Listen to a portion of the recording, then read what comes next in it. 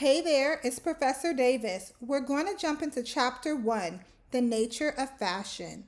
Check out this beautiful model, walking the runway, in a piece from Alexander McQueen's Fall 2022 collection. What comes to your mind when you see this piece? What elements of fashion were utilized to create this piece? Fashion has a huge impact on our country's economy. According to Statista, apparel, footwear, and accessory sales total $180.5 billion in 2021, and this is just in the US alone. Sales are expected to continue to grow in the coming years. Changes in fashion encourage consumers to purchase new products to remain fashionable. Fashion, for the purposes of this course, is defined as the style or styles of clothing and the accessories worn at a particular time by a particular group of people. It is inclusive of cosmetics, fragrances, and home furnishings.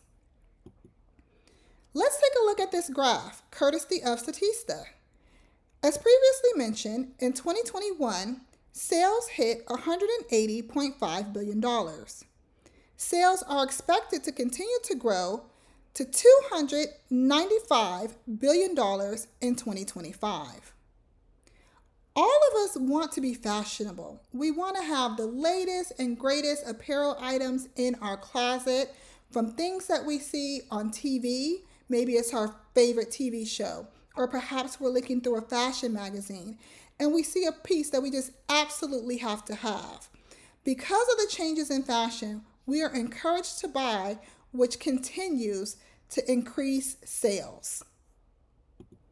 The fashion business. Fashion industries are businesses engaged in the manufacturing of the materials and finished products to be used to produce apparel and accessories. Fashion businesses are all the industries and services connected with fashion. These industries include design, manufacturing, distribution, marketing, retailing, advertising, communications, publishing, and consulting. All of these industries play a role from concept to production. Let's explore this a little bit further. So typically you would have the designer who would design the garment, or it could be a textile designer as well who designs textiles for the production of the garment. Then you have the manufacturer who actually creates and sews the garment. You'll have the distributor who will distribute those pieces to the retail stores. Once at the retail stores, these items have to be marketed and advertised in order for these items to sell. The marketing and advertising will be targeted towards a specific consumer base in order to encourage them to purchase. We will identify their needs and their wants, which will encourage them to want to seek out and purchase these new garments. Fashion marketing and merchandising. Marketing includes different activities to identify consumers' needs, develop good products and prices, distribute and promote those products to ensure that they sell. If you listen to my bio, then you know that I worked for Victoria's Secret for some time in my undergrad years. During my time being employed at Victoria's Secret, they actually developed the Pink line. Pink initially came into Victoria's Secret stores, and it did so well that, as you see now today, there are individual standalone stores.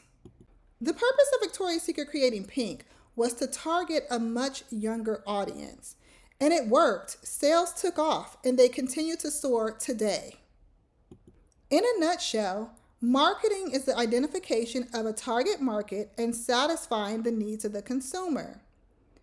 Fashion marketing and merchandising is the business of selling products and services to the fashion industries. We see fashion everywhere we turn. Sometimes it's in subtle ways and others in not so subtle ways.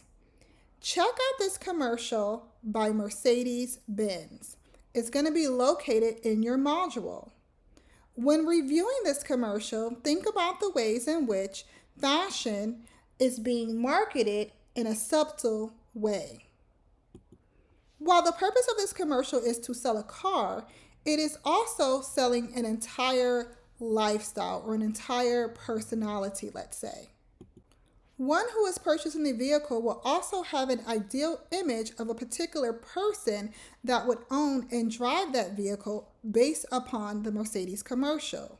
The commercial shows you what that person would wear, how that person would live, the type of music that that person would listen to. The 5 R's of merchandising. The 5 R's of merchandising includes having the right merchandise at the right time, in the right place, with the right quantities, at the right price, with the right promotions. So let's think about this for a second. If wide leg pants are in fashion and skinny leg pants are out of fashion or out of season, then if a retailer carried skinny leg pants versus wide leg pants, those skinny leg pants most likely would not sell, or they would not sell as well as a wide leg pant would. Having the right merchandise in the right place is very important. Take, for example, here in Southern California, our temperatures stay on the warmer end for far longer than they do on, let's say, the East Coast or the Midwest. Here in California, we're just slowly getting some of those cooler temperatures. So we don't have the super heavy jackets or super heavy sweaters out yet. Whereas on the East Coast or the Midwest, they may be starting to carry some of those items such as faux fur coats or heavier sweaters to prepare for the winter time. Now, if those items were in California right now, they probably wouldn't sell very well because they're just not in the right place at the right time. Retailers also want to ensure that they have the right quantities in stock.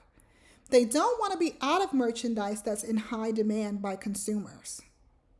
They also want to have the right prices to encourage consumers to purchase. The misconceptions about fashion. So there are 3 misconceptions about fashion. Number 1, designers and retailers dictate what fashion will be and force it upon us poor customers. In fact, this is opposite from the truth. Consumers actually influence new styles. Take, for example, the time when everyone was ripping their jeans, right? So everyone was ripping their jeans, and then all of a sudden, what do you see? You see ripped jeans in the store. That's influenced by the consumer. Consumers also dictate fashion by accepting or rejecting the new designs that designers introduce to the market. Misconception number 2. Fashion acts as an influence on women only. Fashion actually influences children and men. Think about when the man bun was really popular some years ago, or when the ballet tulle full skirts for little girls was really popular. Misconception number 3. Fashion is a mysterious and unpredictable force. Fashion can actually be predicted, but one does have to study it and understand the fundamentals of it. All right, class. Well, we've just finished part 1 of lecture 1. Next up, we're going to talk about the terminology of fashion.